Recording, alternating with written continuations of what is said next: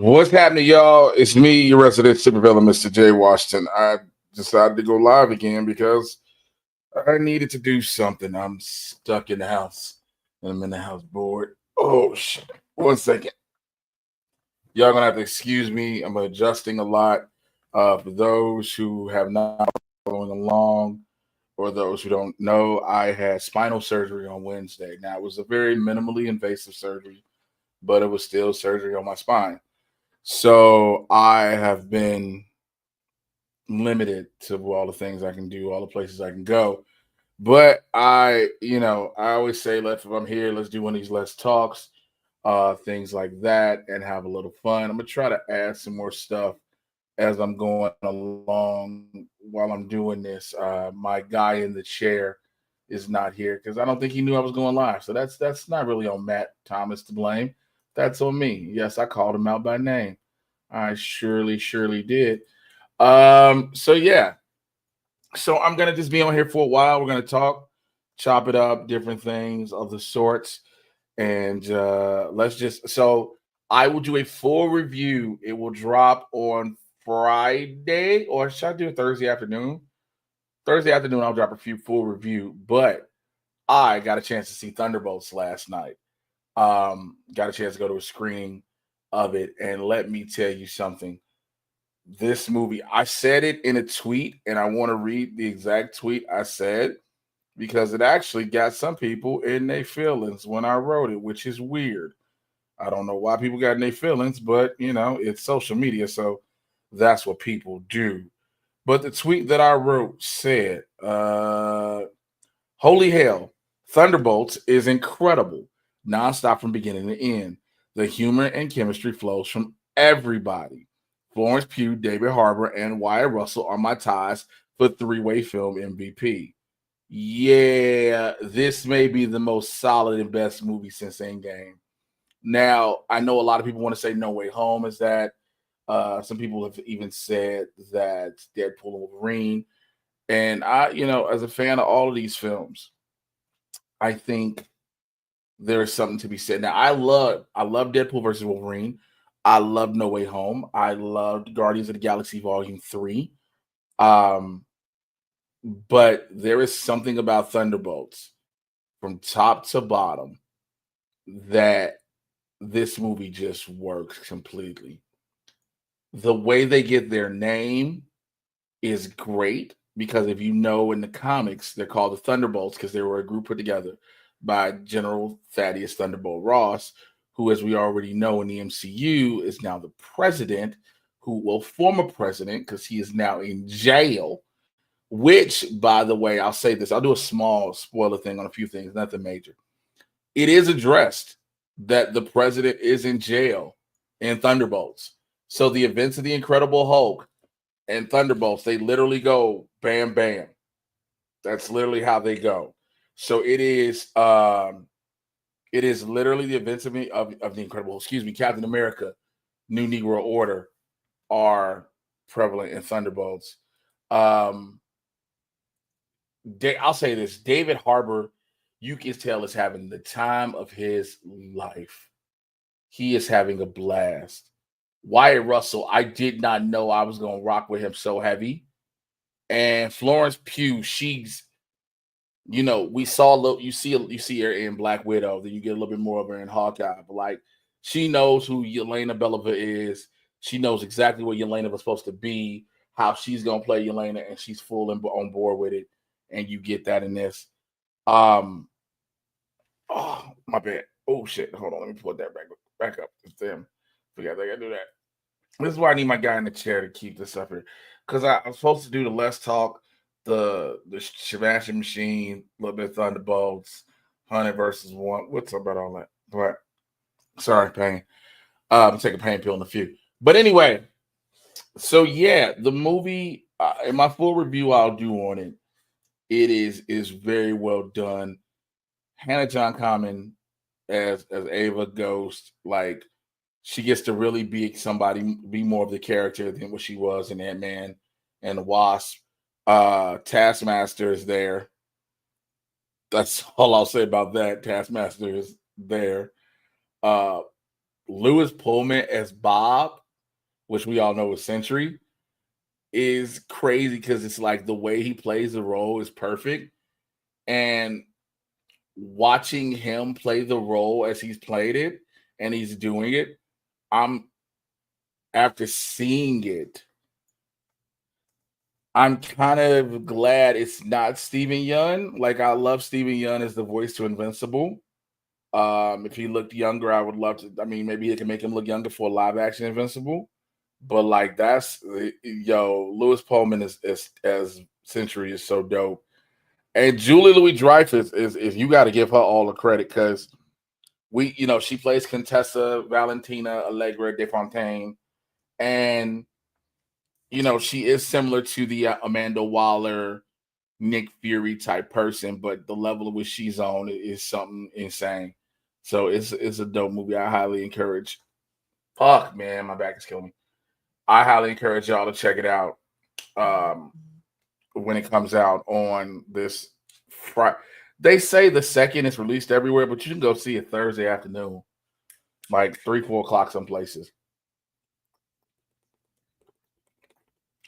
There's nothing I know I've been at home. I've damn near killed almost a whole 35-pack of bottled water by my damn self. I live by myself, so it is what it is. One of the main things I want to come on here and talk about, let's do this. So there's been this giant debate for some fucking reason on social media about 100 men versus one gorilla. Okay? There's been some asinine debate of 100 men versus one gorilla. And I was trying to figure out where did this come from. And the only person that can make this happen is this dude from Squid Game. This is the dude that makes that happen. 100 men versus one gorilla.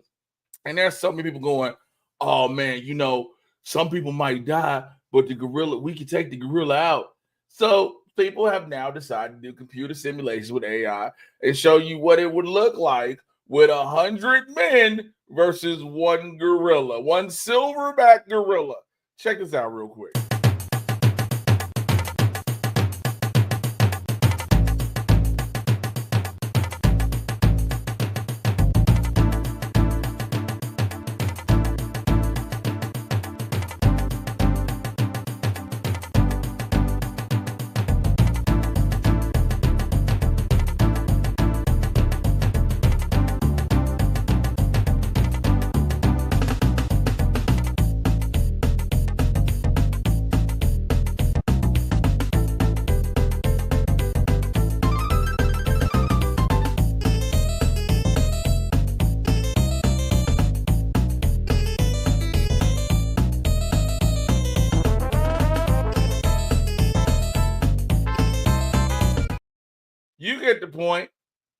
You get the point.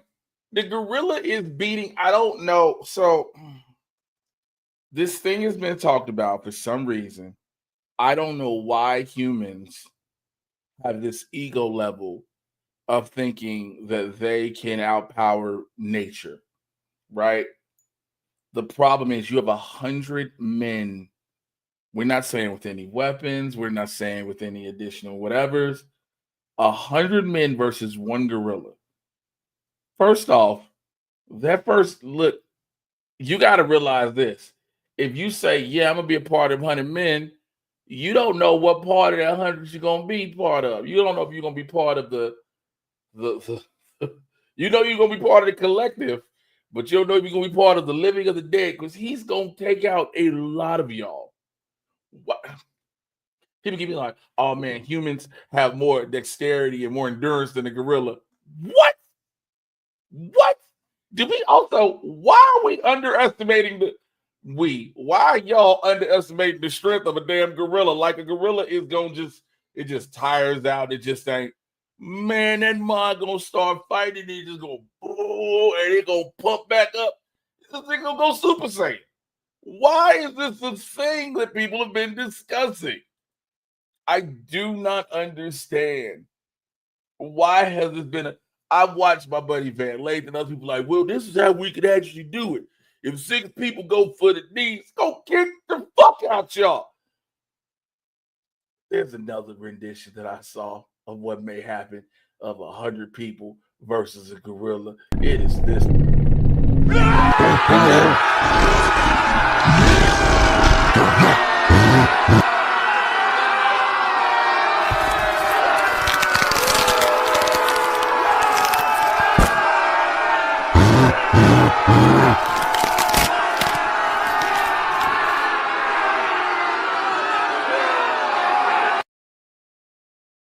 Yes, it may be AI, but after he does that, he goes, "What make?"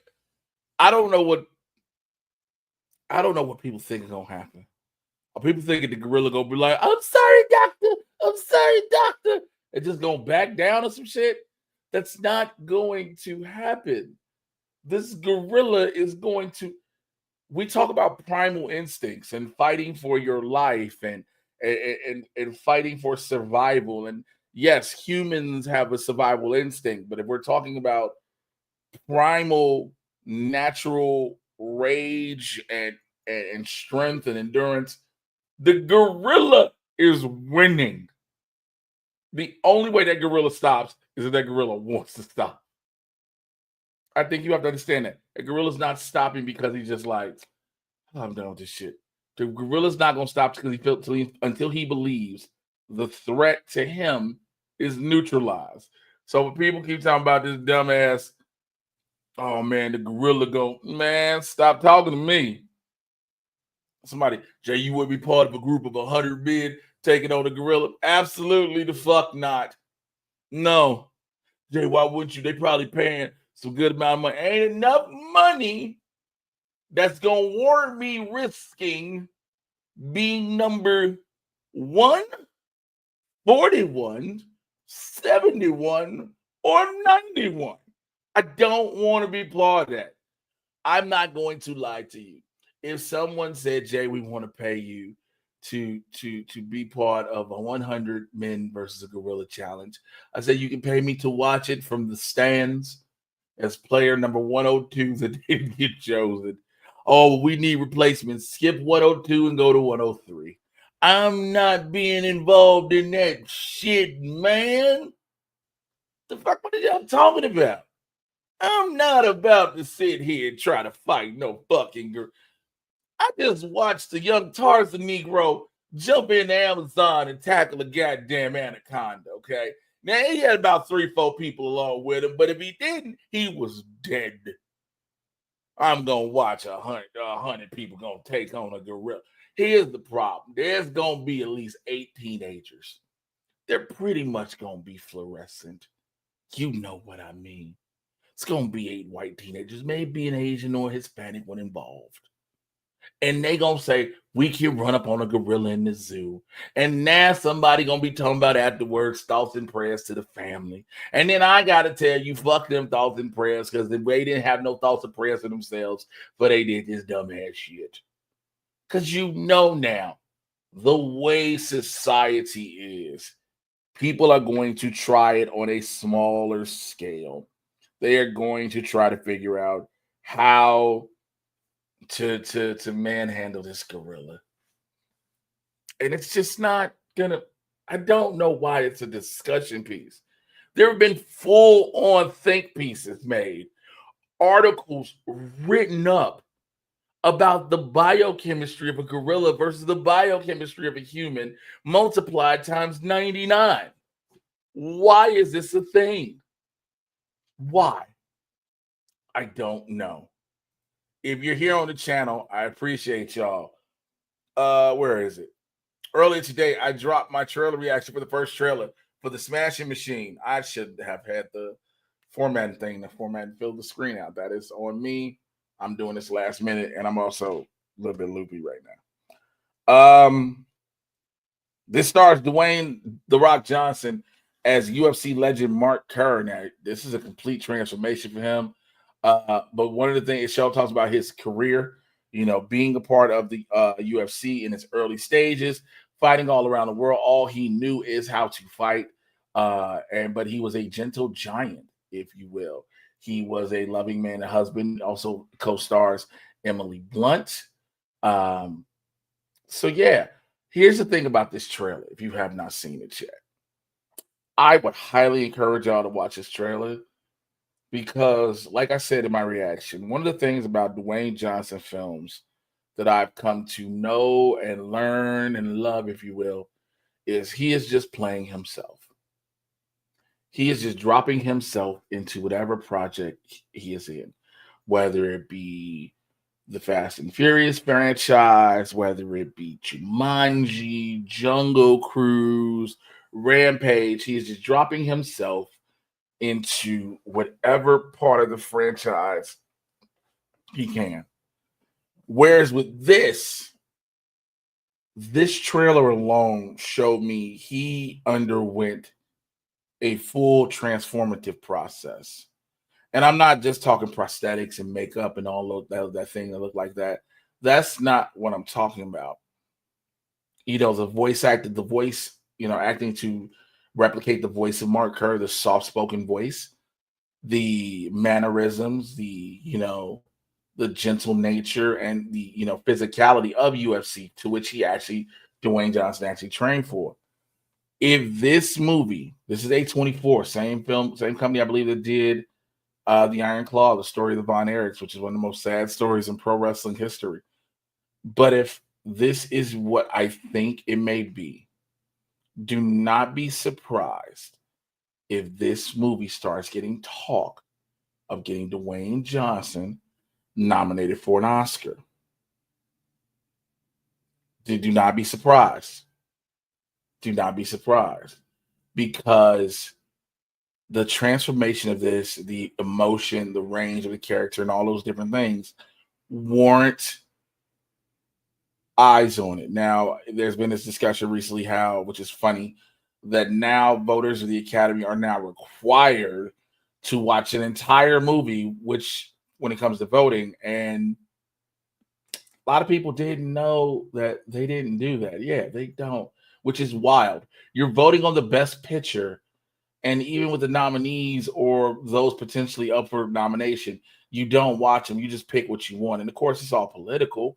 Every year during the Oscar season, there's always a giant piece, I think it's by Variety, where they talk to a bunch of anonymous Oscar voters, and they tell you why they're not going to even bother watching certain films, or having, they haven't even bothered watching certain films, why certain things don't interest them. They know exactly what they're going to pick, and et cetera, et cetera. And so, granted, they're all anonymous because they don't want to lose their rank of voting for the Academy Awards. But I think in this case, now I know it's a film about a UFC, a fighter, and some people, just as much as some people didn't see Iron Claw because of what is the subject matter of what it is. But I think some people could check this out. I really do. If you're watching live, man, I appreciate y'all. The super chats are open. I've seen people coming in and out the stream. I thank y'all. I'm just doing this via my YouTube channel. I didn't go on. Oh, shit.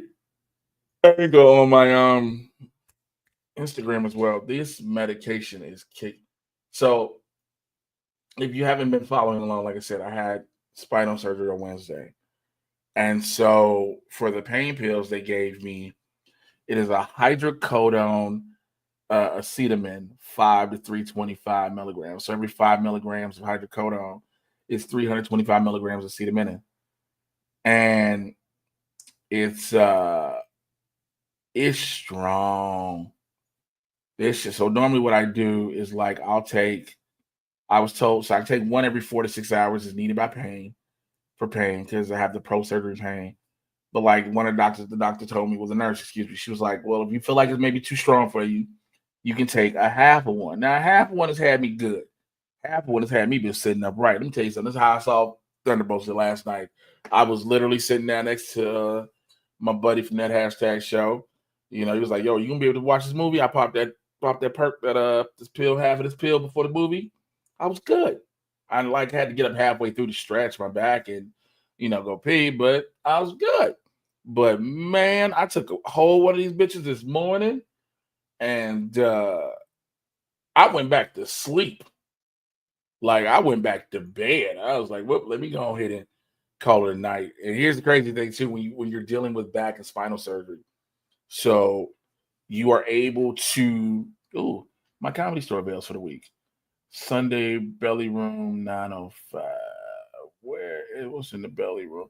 I'll be in the Comedy Store on Sunday. I just got my avails for the week. So let me see, whose show am I jumping on? ComedyStore.com. I bet you it's Keita's show. Tomorrow, first, second, close, probably been their favorite something. Third, I already had a show. I think I did. The Riff. Oh, I'm doing my Belly Room spot on Comedy Mafia. Okay, that's cool. That's cool. I'm doing the Comedy Mafia show. All right. Anyway, but yeah, what the fuck was I saying? Oh yeah, Pill had me knocked out.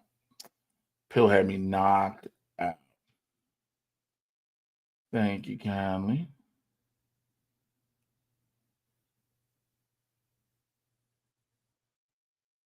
Stop putting me in a goddamn belly room. All right. Well, listen. I just wanted to come on here and talk for a second. I'm gonna get up out of here. Yeah. I will holler at y'all a little bit later. Till then, take care. I'm out. Bye. Bye, bitch. Bye, bitch.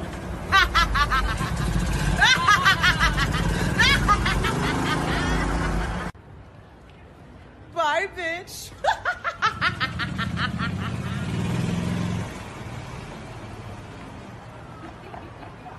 Bye, bitch. Bye, bitch.